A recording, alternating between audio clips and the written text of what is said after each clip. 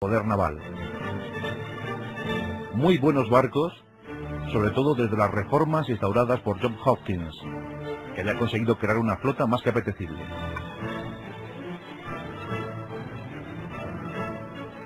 En 1580, el Imperio Español se había hecho mucho más grande, por enlaces matrimoniales, por situaciones políticas.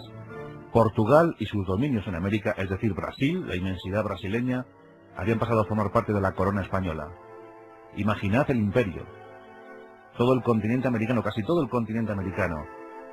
Los territorios europeos, España, en fin, algo inmenso. El sol no se ponía en nuestros dominios.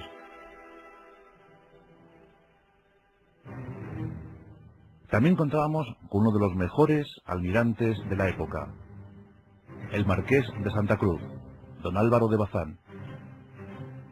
Aquel que había contribuido de forma tan eficaz en la batalla de Lepanto, acontecida en 1571, donde habíamos quemado las barbas del sultán. Álvaro de Bazán era la gran posibilidad que manejaba Felipe II. Confiaba en él ciegamente.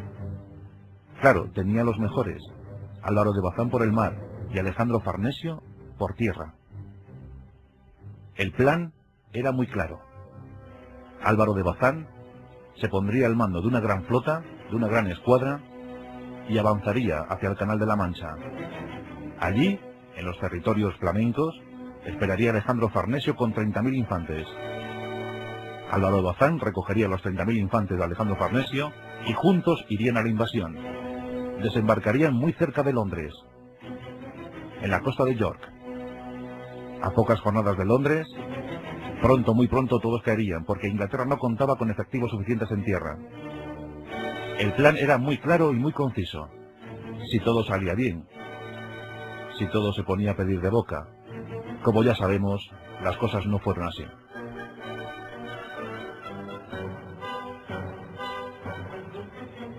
Álvaro de Bazán era un entusiasta de la empresa, pero él quería una flota mayor de la que Felipe II y las exiguas arcas de la corona podían ofrecer. Álvaro de Bazán exige 150 naves guerreras, 40 de carga y 500 de desembarco. Felipe II no le puede ofrecer eso. Poco más de la mitad de lo que pide. Pero aún así, la empresa sigue adelante. Se está preparando una gran flota. Los comisarios, los recaudadores, recorren la península. Entre ellos se encuentra, lo podemos contar como curiosidad, un tal Miguel de Cervantes, héroe de las jornadas de Lepanto, a bordo de la Marquesa, de la galera Marquesa, que recauda cosas para la Gran Armada, por tierras de Sevilla.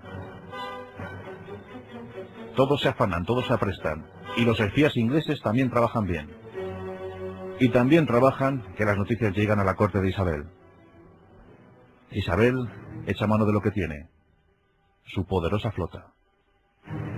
En esos momentos cuenta con una gran flota, y la vanguardia de esa flota 34 galeones perfectamente armados y pertrechados, y además tripulados por una excelente marinería. Francis Drake es su abanderado.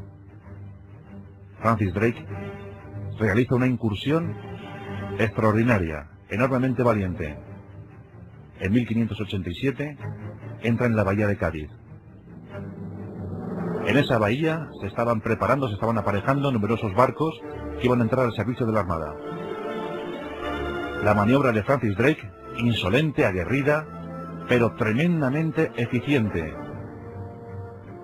Entran en la bahía y como auténticos fantasmas se abalanzan sobre la flota española.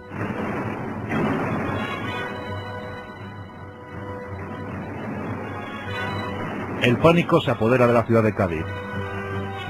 Los ingleses están aquí.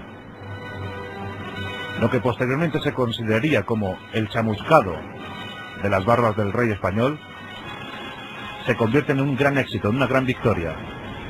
Porque no solamente incendian algunas naves, sino que además, y esto es muy fundamental, queman enormes toneles viejos que servirían para contener agua y que no se pudriera. Este detalle es fundamental. Los ingleses toman la ciudad, hacen botín de ella, y durante unos días campan por sus respetos. La gesta ha sido consumada y Francis Drake se retira porque nota que la enfermedad se está haciendo mella ya en sus hombres. Esto no para la gran empresa de Inglaterra. La flota se empieza a reunir cerca de Lisboa. Allí va parando una flota compuesta por naves muy heterogéneas. Barcos de diversos calados, diversos tonelajes. Pero podemos comentar los principales. Tenemos la Urca. La Urca era el gran barco de transporte. Un barco enorme. Desplazaba muchas toneladas, pero era lento, tremendamente lento. Esto condicionaría de alguna manera la marcha de la gran flota. Había 25 urcas enormes. También había galeras. Seguían existiendo las galeras. La galera propulsada por vela y por remo. En ella 2000 galeotes, en 4 enormes galeras. También llegaron galeazas. La galeaza era un híbrido entre el galeón y la galera. Y por supuesto, la estrella del mar, el galeón. En la gran flota española, en la gran armada, había 20 fantásticos galeones. Galeones que habían llegado de los astilleros de Cantabria. Galeones que se comportaron muy bien en las jornadas de la invasión. Pero uno de los problemas fue sin duda alguna que muchos de los barcos que conformaron la flota grande, la gran flota, llegaron del Mediterráneo y no estaban preparados para navegar por los territorios, por los océanos atlánticos. Fue un gran hándicap. Fijaos que de las bajas sufridas por la flota española, entre las naves que llegaron del Mediterráneo hay que dar un 74% de bajas. Eso es tremendo, eso es enorme. Mientras que entre los galeones, pues las bajas estuvieron en torno al 12-15%.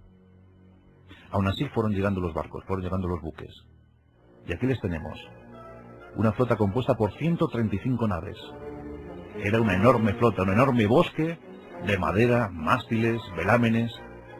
135 naves. Pero no todas estaban artilladas. La potencia de fuego de la gran flota española se basaba en unos 1100 cañones. Algo más de 1100 cañones.